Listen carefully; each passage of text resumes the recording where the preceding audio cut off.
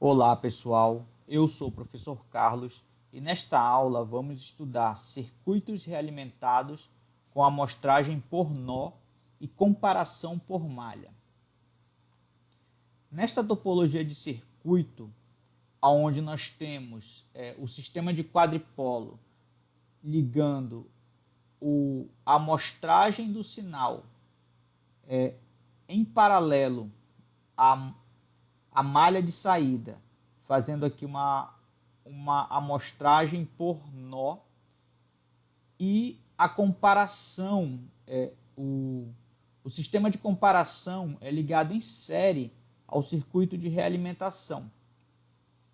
Um exemplo deste circuito é esse amplificador, uma derivação do emissor comum com degeneração de emissor, conectado a outro emissor comum também com degeneração do emissor. Aqui no caso, a degeneração do emissor desse segundo estágio, ela vai ser efetiva somente para a polarização do circuito. Quando o circuito estiver funcionando em frequências médias e altas, nós vamos ter um curto-circuito aqui, eliminando o efeito desse resistor para frequências altas. Então, uma coisa que nós devemos notar aqui, o circuito exemplo não é um circuito inversor. Então, na aula anterior, nós vimos um exemplo de realimentação série e série, ou comparação por malha e amostragem por malha, onde o circuito tinha 3 estágios de amplificação. Esse aqui tem 2 e ele é um circuito não inversor. Então, o sinal entra positivo aqui, vai causar uma redução do sinal aqui. Essa redução do sinal vai causar um aumento do sinal na saída do circuito. Então, se o sinal de entrada tiver variação positiva, a variação na saída vai ser positiva. Então, geralmente isso acontece com um amplificador que tem um número par de estágios de amplificação. Novamente, a nossa referência aqui é do livro do Paul Edward Gray, Princípios da Eletrônica, volume 2 e 3, de 1976. Fazendo uma análise do circuito, do que acontece aqui no circuito, a partir do sinal de entrada, esse sinal ele vai ser aplicado à entrada do meu amplificador. Esse sinal positivo vai gerar um aumento na corrente desse transistor, e assim vai gerar uma redução no nível de tensão desse nó do circuito. A redução no nó desse circuito vai causar uma redução da tensão VBE desse segundo transistor. Essa redução de VBE vai causar uma redução na corrente IC desse transistor, que por consequência vai aumentar a tensão nesse nó do circuito. Então,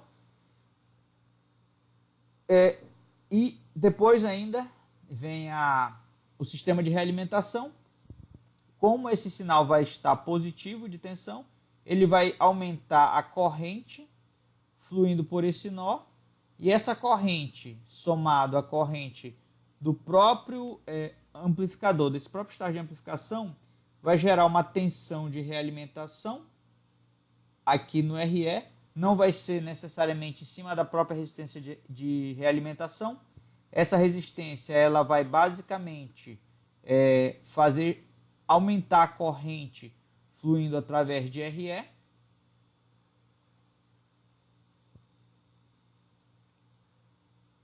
Que também pode ser vista como uma redução que também pode causar uma redução na corrente desse transistor, mas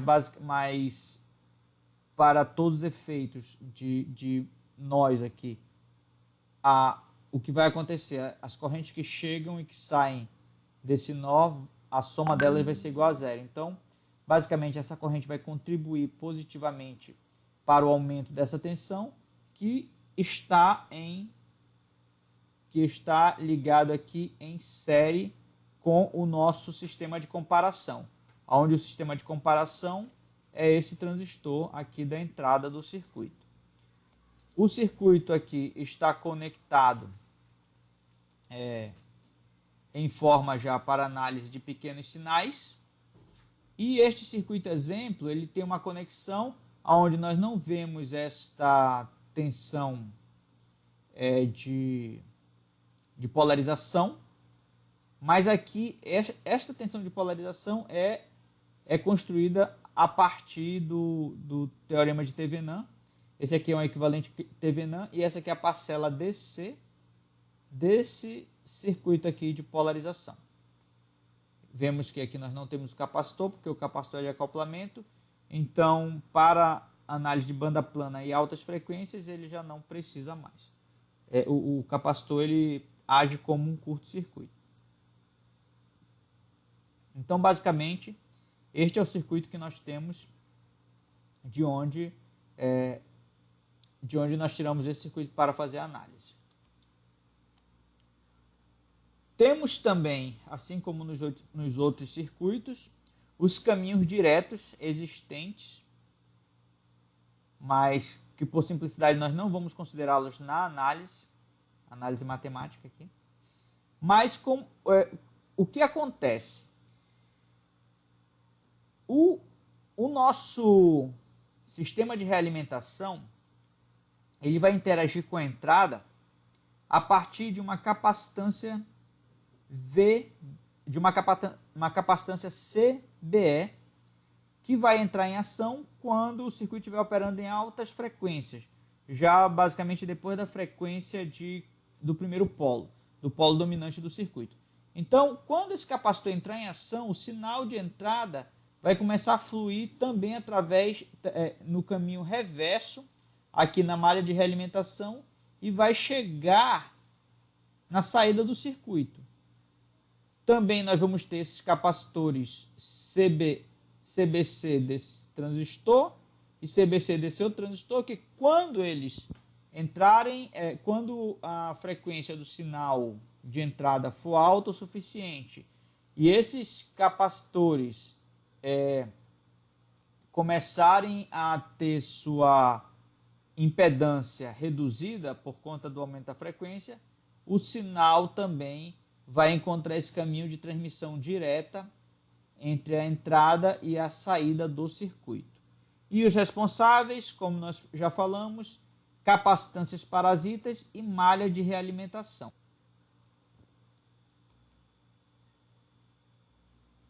Bem, a partir desse momento, vamos realizar o estudo do comportamento do circuito, feito aqui no LT-SPICE.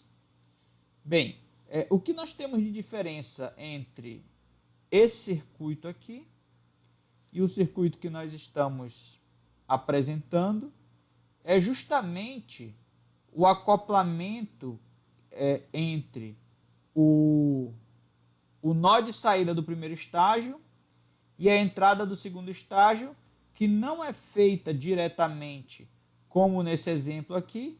Nesse caso, nós poderíamos utilizar outros níveis de polarização para fazer com que essa ligação direta ela fosse eficaz, mas no caso do nosso circuito, nós estamos utilizando o único nível de polarização e como se nós conectássemos esse nível de sinal direto na entrada de Q2, ele iria destruir o sinal por conta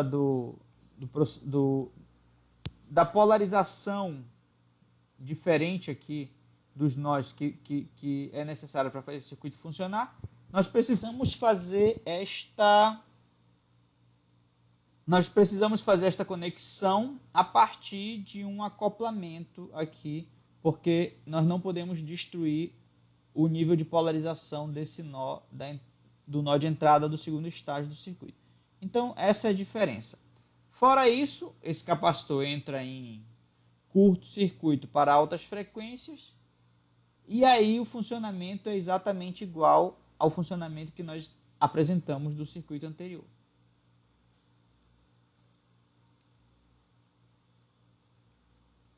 Bem, fazendo aqui uma primeira análise, só trabalhando com o resistor de realimentação do circuito.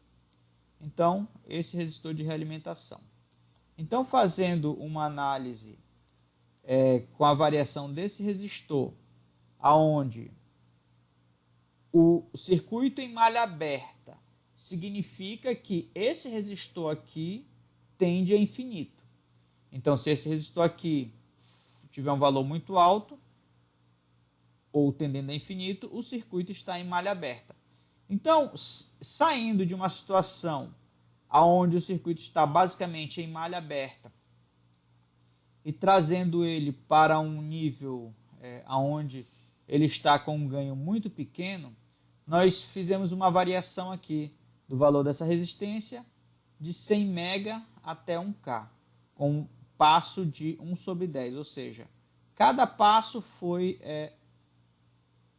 o valor do resistor dividido por 10. Então, essa curva mais externa aqui é a curva relacionada a essa resistência, e a mais interna, que é a amarelinha, está relacionada à resistência de 1K. Uma coisa que nós podemos observar aqui neste sinal é justamente a correção de distorções para o ganho fora da região linear. Você pode observar que este circuito, ele não que a variação do sinal não é simétrica em torno do nosso nível de referência. Entretanto, à medida que nós aplicamos a polarização, o sinal tende a apresentar uma maior simetria, pelo menos visual, em relação àquela de malha aberta.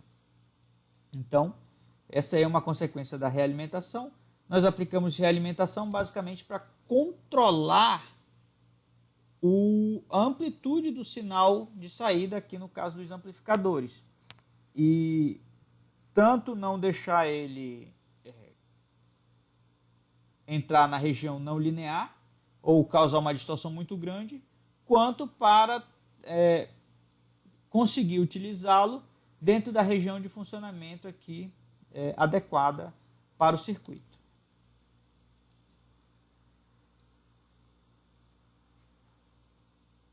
Fazendo agora o análise do diagrama de Bode, aqui não é o diagrama de Bode em si, é o gráfico de amplitude em função da frequência, mais em modo linear.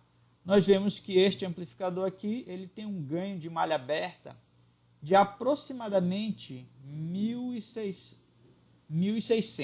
Então está mais ou menos bem aqui. Essa aqui é a região de banda plana. É uma coisa interessante aqui, ó, em relação à fase do circuito, a fase do sinal. Este circuito, foi dito lá no início, que ele era um circuito não inversor. E aqui nós temos uma fase invertida da ordem de 360 graus. Então, o que significa 360 graus? Se eu inverter 360 graus, eu volto para 0 graus. Então, o circuito não está defasado, ele está em fase, porque ele tem 160 graus aqui de defasagem, que significa um sinal sem defasagem. Também apresentando aqui um amplo espectro de atuação do sistema de realimentação. Então aqui nós estamos partindo de um sistema de realimentação de aproximadamente 1.600 vezes e estamos apresentando aqui uma realimentação aqui abaixo de 500, na verdade abaixo de 50. Então aqui o valor da amplitude do sinal é muito baixo. E aqui nós temos um sinal de entrada de 0,1 mili.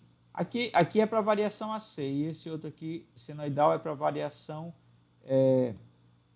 transiente, que foi feito aqui no primeiro gráfico. Bem, Então, vamos ver. E o resto da análise ela fica mais interessante feita no diagrama de Bode do circuito. Então, tendo aqui o diagrama de Bode do circuito, onde nós temos essa região aqui de ganho elevado, ou seja, quando o circuito está em malha aberta, um ganho de mais de 60 dB. E quando estamos em malha fechada com um alto fator de realimentação, o circuito aqui ele está entre 20 e 30 dB. Então ele tem um ganho maior do que 10 e menor do que 100. Aqui 40 é o que nós temos certeza aqui. Aqui no meio ele está abaixo de 30. Mas aqui ele está um pouco acima de 10. Então é um ganho bem reduzido em relação ao ganho máximo do circuito.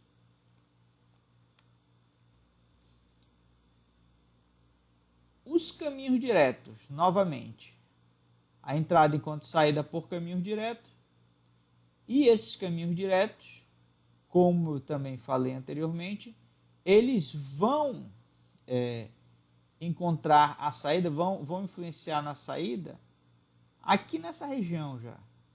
Então, a partir do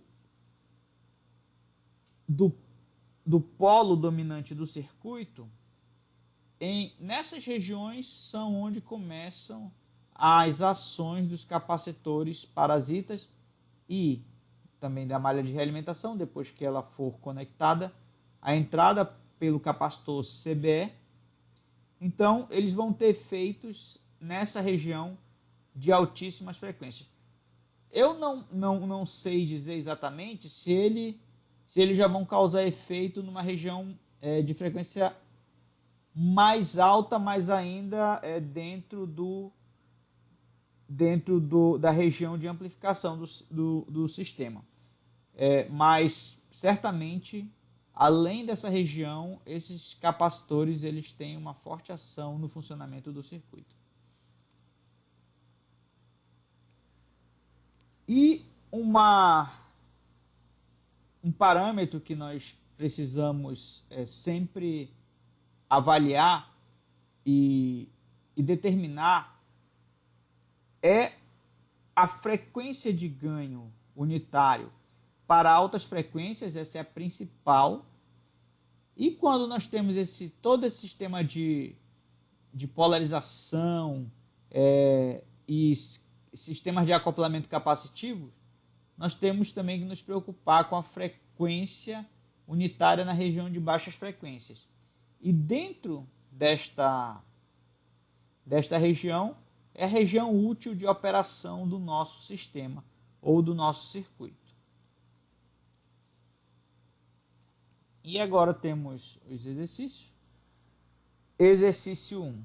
No circuito abaixo, considerando o esquema de quadripolos para realimentação com comparação por malha e amostragem por nó, apresente no circuito abaixo os elementos de circuitos responsáveis pela comparação, amplificador básico e circuito de realimentação. Então você vai ver aqui no circuito quem é o elemento responsável pela comparação do circuito. Quem é o elemento responsável pela amplificação do sinal? Quem é o elemento responsável pela realimentação, pelo sistema de realimentação? Então nós temos aqui esta malha aqui que é responsável.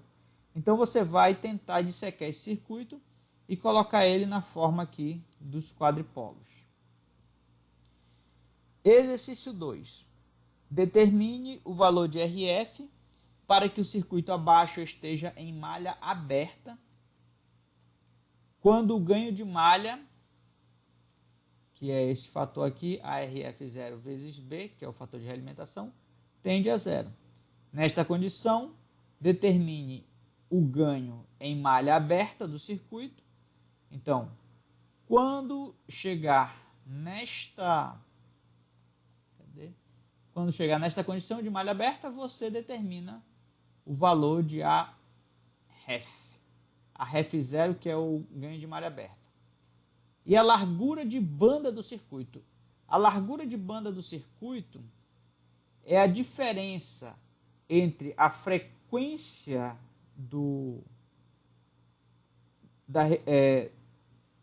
da região onde acontece o polo dominante de altas frequências menos a frequência da região onde acontece o polo invertido de baixas frequências, onde F1 é a frequência na região de baixas frequências, em que o ganho cai 3 dB abaixo do ganho de banda plana, e a R, ganho de banda plana, esse ganho aqui, e F2 a frequência de corte da região de altas frequências. Então, voltando aqui um pouquinho ao nosso sistema, você vai calcular F1 por aqui, e F2 por, não, na verdade F2 por aqui, e F1 por aqui, dependendo do sistema de realimentação que você está utilizando.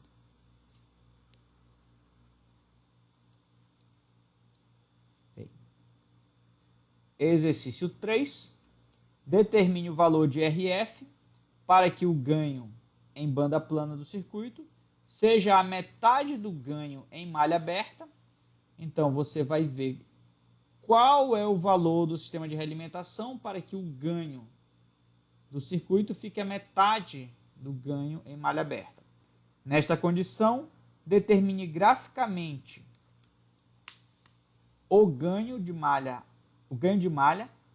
ARF0 vezes B, e a largura de banda do circuito, bandwidth. Determine o produto ganho-banda do circuito, aonde o produto ganho-banda vai ser o ganho de banda plana do circuito vezes a largura de banda do circuito realimentado, ou a largura, o ganho do circuito em malha aberta vezes a banda em malha aberta, ou a diferença entre a frequência de ganho unitário de altas frequências e a frequência de ganho unitário em baixas frequências. Então, esse aí é o produto ganho-banda do circuito. É importante você calcular as 3 formas e comparar os valores. Provavelmente não vai ser tão bonitinho aqui como está indicado na teoria, ok? Para o valor de RF, que produz este ganho, determine graficamente a fase da função de transferência do circuito quando o ganho de malha for igual a 1.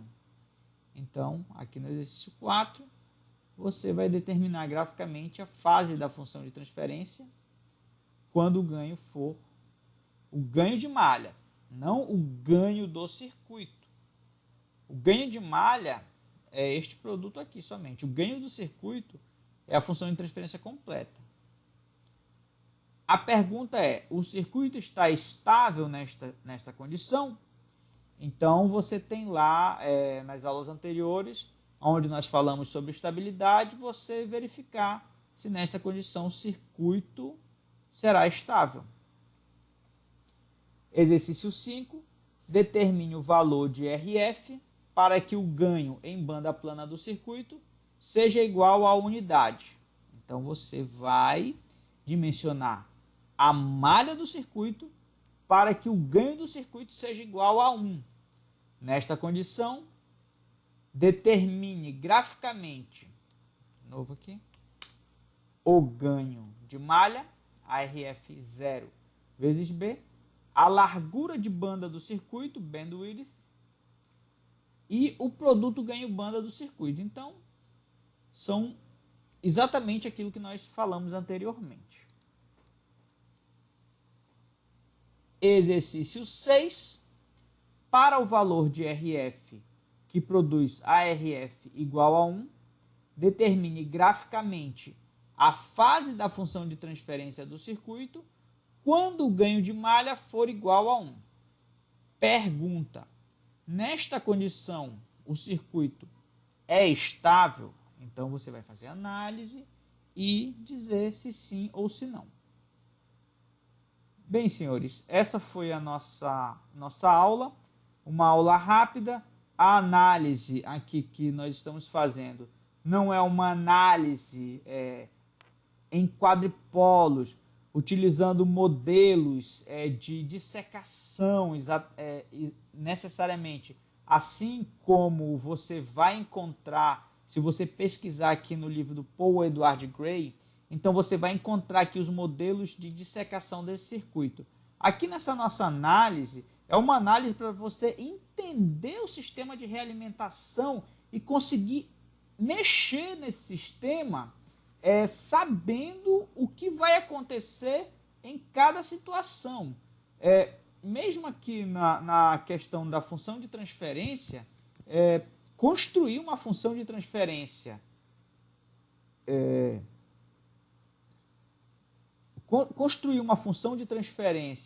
com as características ideais é um trabalho que, assim, por tudo que eu conheço, tudo que eu já vi, é um trabalho muito grande, o retorno é pequeno e provavelmente o funcionamento da função de transferência não vai ser, não vai bater 100% ou até menos de 90% com o resultado da operação do próprio circuito. Então, isso quer dizer que não funciona? Funciona. Mas é interessante que na prática você vai fazer análise de outros sistemas utilizando esse tipo de função de transferência, mas circuitos eletrônicos, apesar do entendimento ser muito importante, mas dificilmente você vai fazer a análise fazendo a dissecação dos blocos e depois remontando os blocos para fazer as análises novamente. É mais simples, talvez não seja tão precisa matematicamente, e não fazer a função de transferência sem levar em consideração a dissecação dos blocos é a forma mais ideal, mais precisa de se fazer. E provavelmente nós não conseguiremos chegar numa forma de uma função de transferência apresentada aqui bonitinho. Ganho de malha aberta, fator de realimentação. Provavelmente, se tentarmos fazer do circuito completo, não vamos conseguir, mas é o mais adequado. E aí nós temos as técnicas que nós aprendemos nas aulas anteriores, ao longo do curso, de como fazer isso. Nós fizemos para circuitos simples, nós fizemos para circuitos de um estágio, mas ele pode ser estendido para circuito de N estágio. Basta utilizar os equivalentes de TV não Norton, como nós fizemos no caso de circuitos amplificadores de 3 estágios. Então, se fizermos dessa forma, a função de transferência vai ficar muito mais precisa, mesmo na presença de realimentação. Só que ela vai ter uma alta entropia, que é um inimigo da análise. O sistema vai estar de uma forma que a gente não consegue ver muito bem as partes dele. Por outro lado, fazer a dissecação é interessante, simplifica a análise, nós conseguimos muitas vezes construir o circuito com essas características, mas a comparação do resultado com a função de transferência ou o resultado da função de transferência do circuito não vai ser tão preciso assim. Então, para evitar isso aqui nós precisamos conhecer que existe, dessa forma, mas o nosso objetivo maior aqui, senhores, pelo menos o meu para vocês, é que vocês consigam mexer no circuito, entender o circuito também, entender o circuito e mexer no circuito, mas de uma forma precisa, sem precisar você construir todo o modelo matemático do circuito, certo? Principalmente aqui no nosso sistema de realimentação, para não termos o trabalho de ter que ficar mergulhando em modelos que eles são trabalhosos de se lidar com eles, e o custo-benefício de utilizá-los talvez não compense, mas certamente essa análise aqui é extremamente importante. Então, se você consegue entender o que está acontecendo aqui à luz do que nós estamos discutindo nas últimas aulas, você consegue entender, mexer e reprojetar o circuito tranquilamente. Quer dizer, tranquilamente não, com experiência, né? Então, senhores, nessa aula nós tivemos esses exercícios que eu já comentei com vocês. Então, finalizamos por aqui. Fiquem com Deus e nos vemos aí na próxima aula.